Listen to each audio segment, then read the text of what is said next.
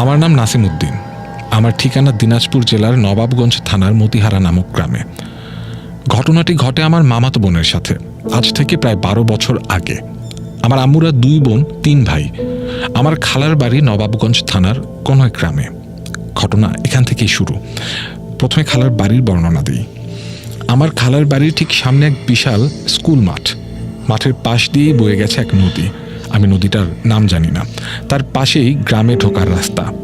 রাস্তার পাশে রয়েছে বিশাল 2টি তাল গাছ। আর আমার খালার বাড়ির সাথেই ছিল পারিবারিক কবরস্থান।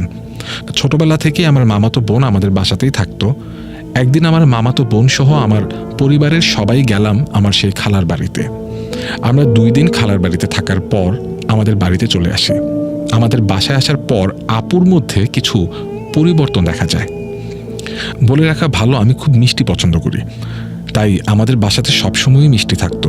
বাসাতে আসার পর দিন আমি ফ্রিজ থেকে মিষ্টি খাওয়ার জন্য প্যাকেট খুলে দেখি মিষ্টির বাক্স ফাঁকা। আমি ছোট হওয়ার ফলে চিল্লাচিল্লি শুরু করে দিই।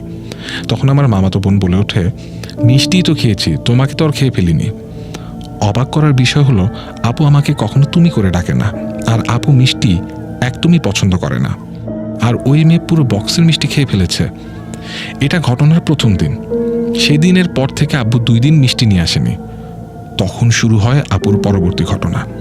প্রথম ঘটনার 2 দিন পর আমার আম্মু লক্ষ্য করে আমার আপু রান্নাঘর থেকে পুরো 1 কেজি চিনি পলিথিন থেকে একবারে খেয়ে ফেলল। এটা দেখে আম্মু ভীষণ ভয় পায়। তখন আম্মু আপুকে কিছুই বলে না।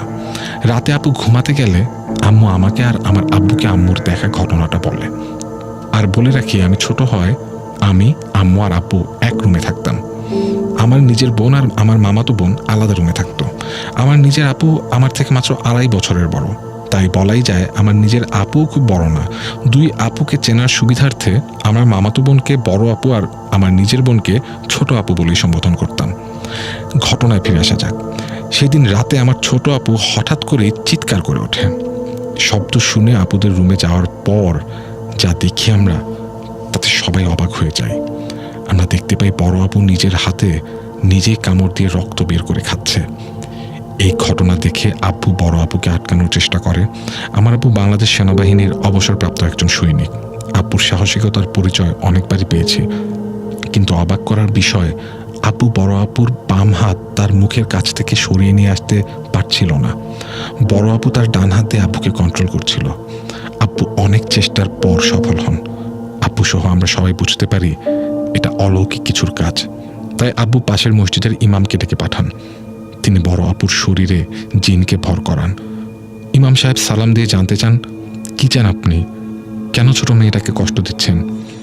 উত্তরে বড় আপু ভারী কণ্ঠে বলে, আমি মিষ্টি খাবো। ইমাম আবার প্রশ্ন করে, থাকেন কই আপনি? উত্তরে আবার বড় আপু ভারী কণ্ঠে বলে, আমি মিষ্টি খাবো। বারবার প্রশ্ন করলে তার জবাব একটাই। শেষে ইমাম বলে, মিষ্টি খাওয়া হইলে বলবেন তো সব কিছু? আপু ভারী কণ্ঠে বলল, হ্যাঁ। তখন রাত 2টা বাজে। এত রাতে বাজার বন্ধ, তবে আমার এক বড় ভাই মিষ্টির কারিগর। তাকে আব্বু কল দিয়ে 2 কেজি মিষ্টি নিয়ে আসতে বলেন। মিষ্টি আনার পর আপুর সামনে মিষ্টি রাখা হলে বড় আপু একটা হাসি দেয়। তারপর আমরা কিছু বুঝে ওঠার আগেই 5-7 মিনিটের মধ্যে 2 কেজি মিষ্টি খেয়ে ফেলে। আমরা রীতিমতো অবাক হচ্ছি, কিভাবে সম্ভব? তারপর ইমাম তার প্রশ্ন শুরু করেন, কই থেকে আসছেন আপনি? কিছুদিন আগে এই মেয়ে আমার সামনে দিয়ে চুল ছেড়ে দিয়ে আসছিল। আমি রাস্তার পাশের তাল গাছে থাকি। বুঝতে পারছেন কোন তাল গাছ? হ্যাঁ, এটা আমার খালার বাড়ির রাস্তার পাশের ওই তাল গাছ। দ্বিতীয় প্রশ্ন, কেন এসেছেন আপনি? উত্তরে বড় আপু ভারী কণ্ঠে বলল, আমার এই মেয়েরে পছন্দ হয়েছে, তাই ওর সাথে আসছি। ইমাম সাহেব চেষ্টা করছিলেন কিভাবে তাকে তাড়ানো যায়, কিন্তু ওই জিন রাজি হচ্ছিল না। এক পর্যায়ে জিনটি আরও 3 কেজি মিষ্টি চেয়ে বসে। আব্বু রাজি হয়ে যায়। তারপর জিনটি বাসার পাশের আম গাছের বড় একটা ডাল ভেঙে চলে যায়। ঘটনাটি এখানেও শেষ হয়নি। কিছুদিন পর বড় আপু আম্মুকে বলে, ফুপি, আমি না স্বপ্নে নামাজ শিখতেছি, কুরআন শরীফ তেলাওয়াত করতেছি। তারপর থেকে রেগুলার বড় আপুর শরীরে ওই জিন ভর করত।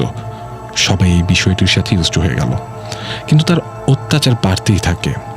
আগের ঘটনার 1 মাস পর বড় আপু আম্মুকে বলে, ফুপি, খিদা লাগছে। তাই আম্মু ওর জন্য নাস্তা বানাতে যায়। এসে দেখে বড় আপু ঘুমিয়ে পড়েছে। তাই আর আম্মু বড় আপুকে ডাকেনি। প্রায় 1 ঘন্টা পর বড় আপু ঘুম থেকে ওঠে। আম্মু আপুকে খেতে বললে আপু বলে আমি তো খেয়েছি। তখন আম্মু ভীষণ অবাক হয়ে যায়। আম্মু বলে কখন খেলি? বড় আপু তখন সব বলতে শুরু করলো। আমি দেখি একটা ছেলে আর একটা মেয়ে আমার সামনে আসে। প্রত্যেক দিন যে ছেলেটা আমাকে কোরআন শরীফ শেখাতো ওই ছেলেটা, আর মেয়েটা নাকি তার বোন। সে আমাকে নিতে এসেছিল। তাদের শহরে কার যেন বিয়ে। কিন্তু অবাক করার ব্যাপার হলো তারা উঠতে পারে। আমাকে পাহাড় পর্বত নদী সমুদ্র পার করে এক অচেনা জায়গায় উড়িয়ে নিয়ে গেল। সেখানে অনেক লোকজন, সবাই খাচ্ছে আনন্দ করছে। তারপর ওই ছেলেই আমাকে খাইয়ে দিল। আমি অনেক খেয়েছি। তারপরও একজন কেন জানি বলল তোমরা মানুষরা এত কম খাও কেন?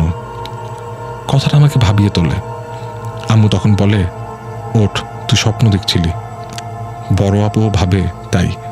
আম্মু ঘটনাটি আব্বুর সাথে শেয়ার করে। আব্বু তখন বড় কবিরাজ ডাকে। তাকে পুরো ঘটনা বললে তিনি বলেন বড় আপুকে জিনে ধরেছে, আর ওই জিন আপুকে ওদের দেশে নিয়ে যেতে চায়।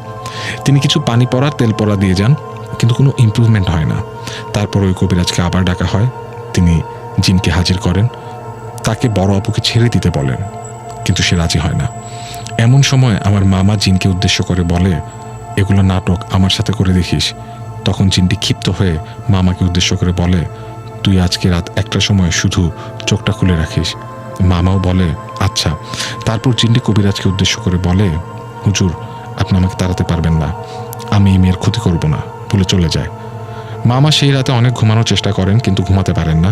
চোখ বন্ধ করে রাখেন। ঠিক রাত 1টার সময় মামার চোখ খুলে যায়। তখন তিনি দেখেন সাদা পোশাক পরা একটা কিছু তার সামনে দাঁড়িয়ে আছে।